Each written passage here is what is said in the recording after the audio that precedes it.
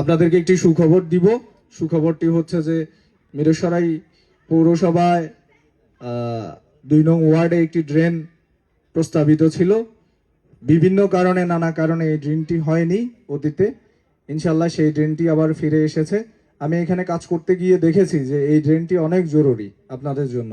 এই ড্রেনেজ ব্যবস্থা যদি না হয়, মিরসরাই পৌরসভায় এই ওয়ার্ডটি সবসময় প্লাবিত হয় এবং সামনের বছর আরো বেশি হইতো। ইনশাল্লাহ এই ড্রেনটি আবার ফিরে এসেছে, আমরা যোগাযোগ করেছি। এই ড্রেনটি যখন হয়নি, নুরুল আমিন চেয়ারম্যান সাহেব, আমাদের প্রার্থী ধানের শীষের, উনি নিজেই আমাকে বলেছেন যে এই ড্রেনটি যদি কেউ করতে বাধা দেয়, উনি নিজে এসে দাঁড়াবে। এই ড্রেনটি যেন যেভাবে হোক আনার ব্যবস্থা করা হয়।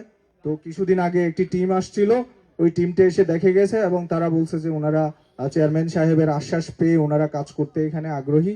এই ড্রেনটি আবার শুরু হবে ইনশাআল্লাহ। এটি আপনার জন্য সাধুবাদ পাওয়ার যোগ্য বা ওনার তদারকির কারণেই এই ড্রেনটি এসেছে।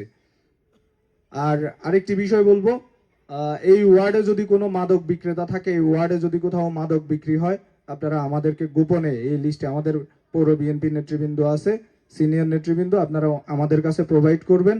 আমরা ইনশাল্লাহ ওই মাদক যারা বিক্রি করে তাদের বিরুদ্ধে ব্যবস্থা নিব। মাদক হচ্ছে একটি পরিবারে ক্যান্সারের মতো। আমার ওয়ার্ডে, আমার বাড়ির পাশেই একটা জায়গা ছিল, সেখানে মাদকের অভয়ারণ্য হয়েছিল। আমার বাড়ির ছেলেও নষ্ট হয়ে যাওয়া শুরু করছিল।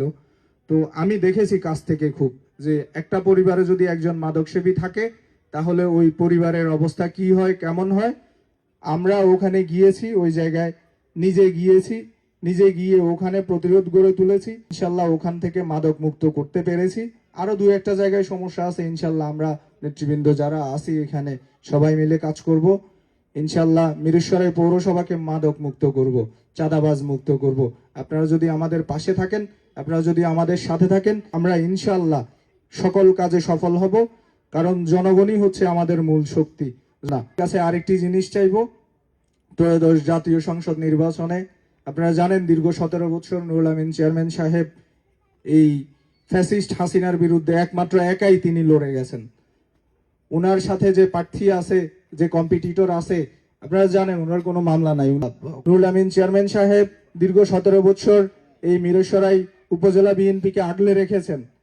শুধু উপজেলা বিএনপিকে না, উনি অন্যায়ের বিরুদ্ধে কথা বলেছেন, প্রতিবাদ করেছেন, এই ফ্যাসিস্টের বিরুদ্ধে একাই একমাত্র লড়ে গিয়েছেন। এই জন্য দল ওনাকে সম্মানিত করেছে। আপনারা যদি সবাই ওনাকে ভোট দেন, কথা দিচ্ছি উনি অনেক সৎ মানুষ, উনি অনেক ব্যক্তিত্ব সম্পন্ন মানুষ। উনি উনার মেম্বার ছিল যখন, চেয়ারম্যান ছিল যখন, উনি ওনার ইউনিয়নে, আপনারা যদি খোঁজ নেন জানতে পারবেন 5 নং ওসমানপুর ইউনিয়ন উনি কিরকম কাজ করেছেন, উনি মানুষকে কিভাবে সেবা দিয়েছেন। ওনার কাছে কোনো বিভেদ নাই, সব মানুষ সমান। কিছুদিন আগে সাধারণ মানুষদেরকে গ্রেপ্তার করা হচ্ছিল, উনি ওই বিষয়ে সচেতন করে সাধারণ কোনো মানুষকে গ্রেপ্তার করা যাবে না। যারা ফ্যাসিস্ট, যারা গ্রেপ্তার করা বন্ধ হয়েছে।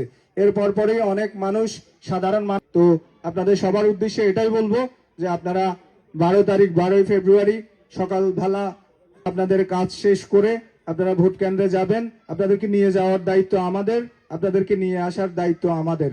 সবাইকে আবারও আপনাদের কাছে ভোট ভিক্ষা চেয়ে এখানে কষ্ট করে এসেছেন, আজকে যারা এই প্রোগ্রামটি করেছে তারা যে প্রোগ্রামটি সফল করতে পেরেছে, এজন্য তাদেরকেও মিরসরাই পৌরসভা বিএনপির পক্ষ থেকে ধন্যবাদ জানাই এবং নুরুল আমিন চেয়ারম্যান সাহেবের জন্য ভোট চেয়ে এখানেই বিদায় নিচ্ছি। আসসালামু আলাইকুম। ধন্যবাদ বিপ্লবী সদস্য সচিব জনাব